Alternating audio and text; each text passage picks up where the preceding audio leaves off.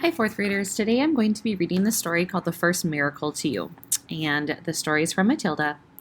And we have a decent amount of the book left, which means we'll probably have to finish it when you come back to school. So here goes The First Miracle. Matilda sat down again at her desk. The Trenchbull seated herself behind the teacher's table. It was the first time she had sat down during the lesson. Then she reached out a hand and took hold of the water jug. So I think I kind of messed up some of the reading, so I wanted to put in lavender, introduce lavender to you, and then we already read the weekly test, but I think I kind of messed up some of the reading along the way because they're not labeled by chapters. So this is taking us back to when the Trenchbull was doing her weekly lesson inside of the classroom, and she's getting ready to drink the water that lavender, I believe, had created, done something with it. I can't remember, trying to recall. Yes, that was our last chapter. It was lavender, then the weekly test. All right. Still holding the jug by the handle, but not lifting it yet, she said, I have never been able to understand why small children are so disgusting. They are the bane of my life. They are like insects. They should be got rid of as early as possible. We get rid of flies with fly spray and by hanging up fly paper. I have often thought of inventing a spray for getting rid of small children. How splendid it would be to walk into this classroom with a gigantic spray gun in my hands and start pumping it. Or better still, some huge strips of sticky paper. I would hang them all around the school and you'd all get stuck to them, and that would be the end of it. Wouldn't that be a good idea, Miss Honey? If it's meant to be a joke, Headmistress, I don't think it's a very funny one, Miss Honey said from the back of the class. You wouldn't, would you, Miss Honey? The Trenchbull said. And it's not meant to be a joke. My perfect idea of a perfect school, Miss Honey, is one that has no children in it at all. One of these days I shall start up a school like that. I think it will be very successful. The woman's mad, Miss Honey was telling herself. She rounded the twist. She's the one who ought to get rid of. The Trenchbull now lifted the large blue porcelain water jug and poured some water into the glass. And suddenly, with the water, out came the long, slimy newt straight into the glass. Plop! The Trenchbull let out a yelp and leaped up off of her chair and threw a firecracker, as though a firecracker had gone off underneath her. And now the children also saw the long, thin, slimy, yellow-bellied lizard-like creature twisting and turning in the glass, and they squirmed and jumped all about, shouting, What is it? It's disgusting! It's a snake! It's a baby crocodile! It's an alligator! Look out, Miss Trenchbull, cried Lavender. I bet it bites! The Trenchbull, this mighty female giant, stood there in her green breeches, quivering like a maniac. She was especially furious that someone had succeeded in making her jump and yell like that because she prided herself on her toughness. She stared at the creature twisting and wriggling in the glass. Curiously enough, she had never seen a newt before. Natural history was not her strong point. She hadn't the faintest idea what this thing was. It certainly looked extremely unpleasant. Slowly she sat down again in her chair. She looked at this moment more terrifying than ever before. The fires of fury and hatred were smoldering in her small black eyes. Matilda, she barked, stand up. Who, me? Matilda said. What have I done? Stand up, you disgusting little cockroach.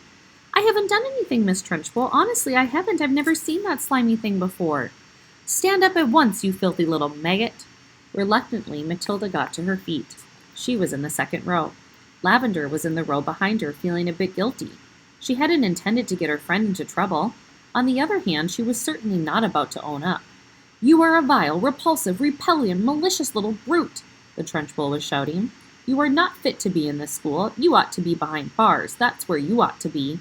I shall have you drummed out of this establishment in utter disgrace. I shall have the perfect chase for you down the corridor and out of the front door with honey sticks. I shall have the staff escort you home under armed guard. And then I shall make absolutely sure that you are sent to a reformatory for delinquent girls for the minimum of 40 years. The Trenchbull was in such a rage that her face had taken on a boiled color, and little flecks of froth were gathering at the corners of her mouth. But she was not the only one who was losing her cool. Matilda was also beginning to see red. She didn't in the least mind being accused of having done something she had actually done. She could see the justice of that. It was, however, a totally new experience for her to be accused of a crime that she definitely had not committed.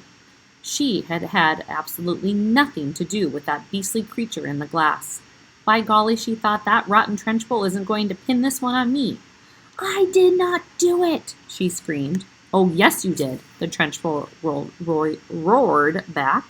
Nobody else could have thought up a trip like that. Your father was right to warn me about you." The woman seemed to have lost control of herself completely. She was ranting like a maniac. "You are finished in this school, young lady," she shouted. "You are finished everywhere. I shall personally see to it that you are put away in a place where not even the crows can land their droppings on you. You will probably never see the light of day again." "I'm telling you I did not do it," Matilda screamed. "I've never even seen a creature like that in my life." "You have put a crocodile in my drinking water," the Trenchbull yelled back. "There is no worse crime in the world against a headmistress. Now sit down and don't say a word. Go on, sit down at once." "But I'm telling you," Matilda shouted, refusing to sit down. "I am telling you to shut up," the Trenchbull roared. "If you don't shut up at once and sit down, I shall remove my belt and let you have it with the end that has the buckle." Slowly, Matilda sat down. Oh, the rottenness of it all, the unfairness! How dare they expel her for something she hadn't done? Matilda felt herself getting angrier and angrier and angrier, so unbearably angry that something was bound to explode inside of her very soon. The newt was still squirming in the tall glass of water. It looked horribly uncomfortable. The glass was not big enough for it. Matilda glared at the Trenchbull. How she hated her! She glared at the glass with the newt in it. She longed to march up and grab the glass and tip the contents, newt and all, over the Trenchbull's head. She trembled to think about what the Trenchbull would do to her if she did that. The Trenchbull was sitting behind the teacher's table, staring with a mixture of horror and fascination at the newt wriggling in the glass. And now, quite slowly, there began to creep over Matilda a most extraordinarily and peculiar feeling. The feeling was mostly in her eyes. A kind of electricity seemed to be gathering inside of them. A sense of power was brewing in those eyes of her. A feeling of great strength was settling itself deep inside her eyes. But there was also another feeling which was something else altogether, and which she could not understand. It was like flashes of lightning. Little waves of lightning seemed to be flashing out of her eyes. Her eyeballs were beginning to get hot, as though vast energy was building up somewhere inside them. It was an amazing sensation. She kept her eyes steadily on the glass, and now the power was concentrating itself in one small part of each eye, and growing stronger and stronger, and it felt as though millions of tiny little invisible arms with hands on them were shooting out of her eyes down towards the glass that she was staring at. "Tip it," Matilda whispered. "Tip it over." She saw the glass wobble. It actually tilted backwards a fraction of an inch and then righted itself again. She kept pushing at it with all those millions of invisible little arms and hands that were reaching out from her eyes, feeling the power that was flashing straight from the two little black dots in the very centers of her eyeballs. "Tip it," she whispered again. "Tip it over." Once more the glass wobbled. She pushed harder still, willing her eyes to shoot out more power. And then, very, very slowly, so slowly she could hardly see it happening, the glass began to lean backwards, farther and farther and farther backwards, until it was balancing on just one edge of its base. And there it teetered for a few seconds before finally toppling over and falling with a sharp tinkle onto the desktop.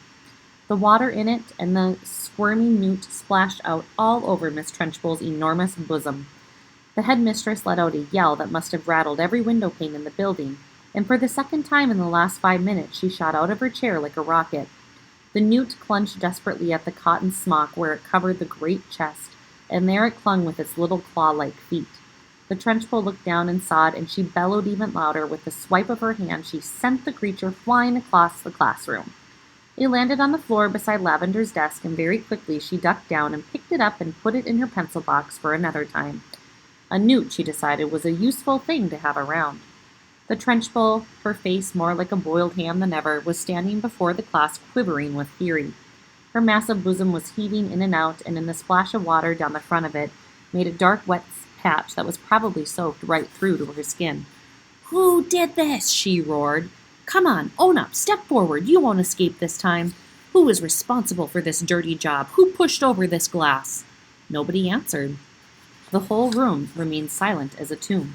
"Matilda!" she roared. "It was you! I know it was you!"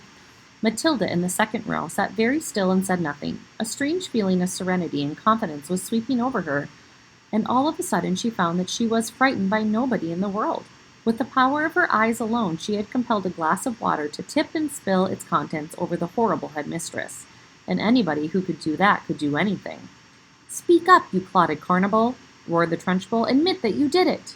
Matilda looked right back into the flashing eyes of the infuriated female giant and said with total calmness, "I have not moved away from my desk, Miss Trunchbull, since the lesson began. I can say no more." Suddenly, the entire class seemed to rise up against the headmistress.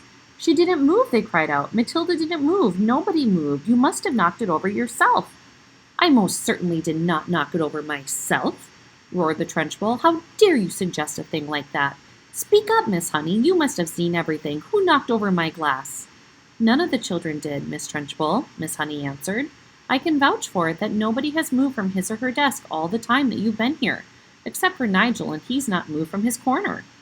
Miss Trunchbull glared at Miss Honey. Miss Honey met her gaze without flinching. "I am telling you the truth, headmistress," she said. "You must have knocked it over without knowing it. That sort of thing is easy to do." "I am fed up with you useless bunch of midgets," roared the Trunchbull.